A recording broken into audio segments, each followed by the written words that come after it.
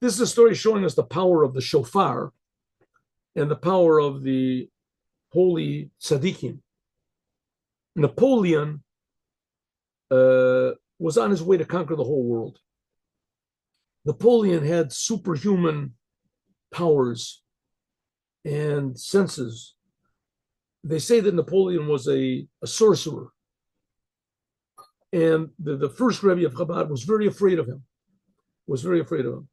If you read a little bit of history, which I did, I read a very little bit, as you'll see that Napoleon, in the beginning of his conquests, he just amazing victories that he had over armies that were bigger than his, and and his strategies and moving cannon and things like that. He was a big, whatever, was an officer and head of cannon. Cannon was like in those days was like the most modern, progressive, what is this, modern type of war that there was. And he was an expert in moving the cannon around and shooting with it.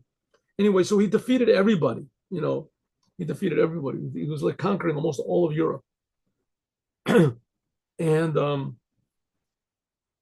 so he went into Russia. He attacked Russia and he conquered Russia and he conquered. He won. He won. He conquered Russia. He went into Moscow. And he took over Moscow. But the government and the Tsar, he had a burnt, what is it called? Burnt land policy. They burnt all of the land before Napoleon got in. And also Moscow. They burnt everything they could, they burnt down in Moscow. And when his troops came, he had 500,000 troops. So you read history elements of 300,000 troops. And they came to Moscow. There wasn't anything there to eat. There wasn't anything there. And Napoleon figured, no, he conquered it. The Tsar will come and surrender to him. And it didn't happen. So eventually he had to leave. Okay.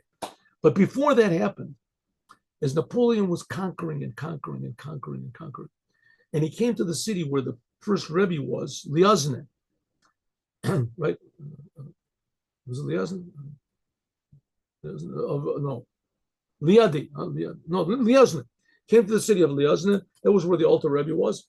And the first Rebbe of Chabad knew he was approaching, and he ran away. He escaped with it, and he ordered that his house should be burnt down so that Napoleon would not get a hold of anything that he owned, because he knew that there's what's called sympathetic, I think, black magic. That Napoleon, if he had anything on the Alter Rebbe, that he could make tremendous troubles for the Rebbe.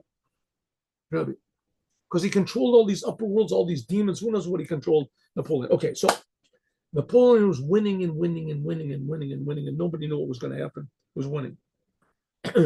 So the great rabbis of the time, they all agreed with Napoleon. All agreed with Napoleon, because Napoleon was coming to destroy basically the power of the church and the power of the kings. There weren't going to be any more kings. That was Napoleon's thing. It still is the motto of France: liberty, equality, and fraternity. Everyone is equal. Everybody is brothers. Everyone is free. There's no more kings. There's no more church. You want to go to a church, go to church, but you don't have to.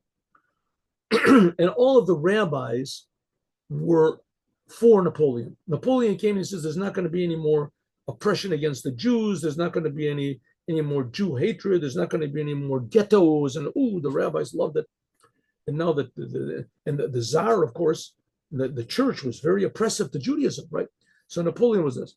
So all of the rabbis got together, the main rabbis, whatever, and they knew that whoever sounded the shofar first on Rosh Hashanah would get their way. All the other rabbis wanted that Napoleon should be victorious over the Tsar, over the oppressive and terrible, super religious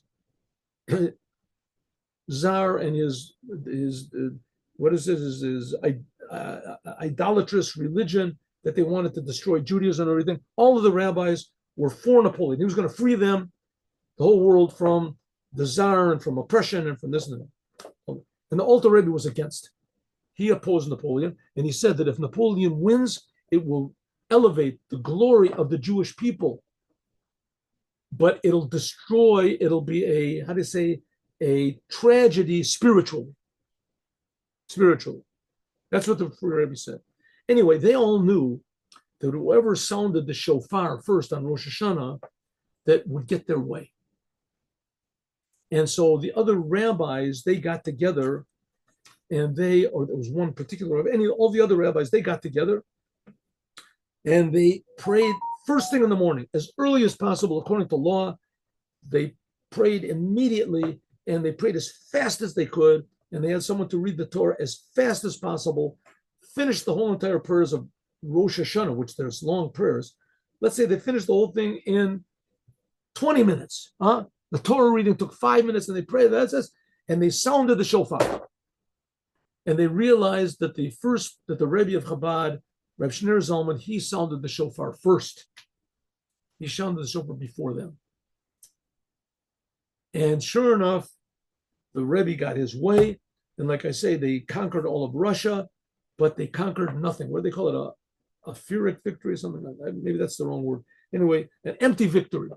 That they conquered Russia, and they conquered nothing. The people weren't there. There was nothing for them to do, and they had to retreat. Napoleon had to retreat, and he won. He won, but he won nothing. He didn't win anything. And they had to retreat, and then the Russians used like guerrilla warfare, and they attacked them, and they were weak anyway. And then the winter set in, and anyway, Napoleon won. So the Alter Rebbe, he sounded the shofar first.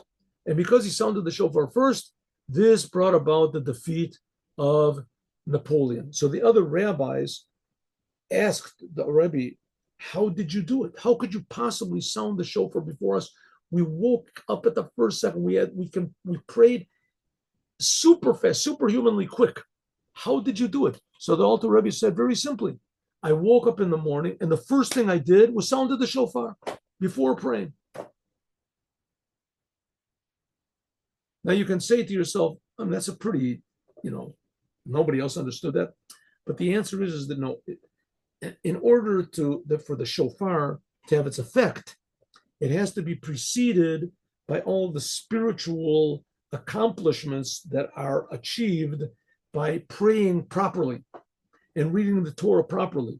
And then after all these spiritual forwards and preparations, that builds the building that on top of it, you can sound the shofar, and everything below that has been accomplished, and then the shofar has its effect.